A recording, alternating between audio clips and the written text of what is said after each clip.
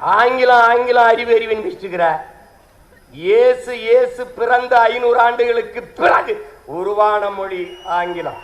இயேசு பிறப்பதற்கு 500 ஆண்டுகளுக்கு முன்பே தமிழின் தொன்மை இலக்கண நூல் தொல்காப்பியம் இருக்குது இருக்குது உருவாகல இருக்குது.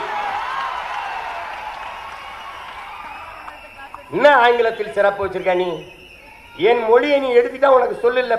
500க்கு மேற்பட்ட கலை சொற்கள் உயிர் சொற்களை நான் போட்டது உனக்கு. உனக்கு உடன் என்னுடைய உடன் ஒரு எஸ் போட்டு சடன். என்னுடைய பேச்சு ஒரு எஸ் சேர்த்து ஸ்பீச். என்னுடைய பஞ்சு ஒரு எஸ் போட்டு ஸ்பாஞ்சு. என்னுடைய கொள் ஒரு இக்கில். என்னுடைய கட்டுமரம் உன்னுடைய கட்டுமரம். என்னுடைய நாவாய் உன்னுடைய நேவி. என்னுடைய கலாச்சாரம் உன்னுடைய கல்ச்சர். உனக்கு என்ன இருக்குது? நான் போட்ட பிச்சையில் ஒரு உமுறாகிட்டு நான் தான் பெரிய இன்டெலிஜென்ட்.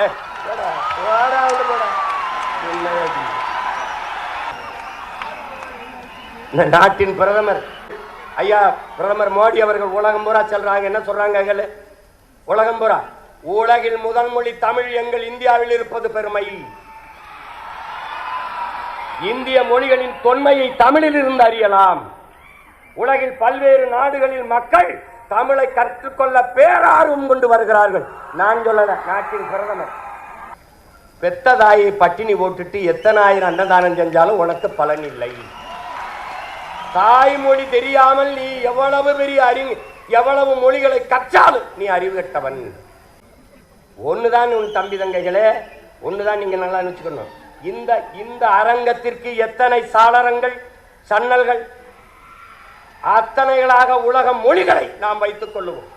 ஆனால் நுழைவாசலாக இருக்கிற தலைவாசலாக நம்முடைய தாய்மொழி தமிழை நாம் வைத்துக் கொள்வோம். பாரதிய விடவாடா ஒரு பாவலன், நம்முடைய பாட்டனை விடவா எல்லா மொழிகளையும் கற்றான். சொன்னான், யாமறிந்த மொழிகளிலே தமிழ் மொழி போல் இனிமையானது எங்கும் காணோம்னா, இனிதானது எங்கும் காணோம்னா.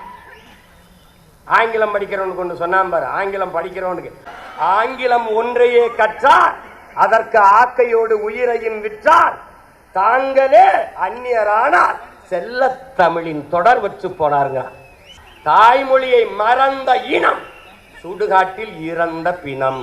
தாய்மொழியை பாதுகாத்த இனங்கள் கடுகாவிருந்தாலும் மலையளவு உயர்ந்து வாழும். தாய்மொழி அழிய கொடுத்த இனங்கள் மலையளவு இருந்தாலும் கடுகளவு சிரித்து வீழும்.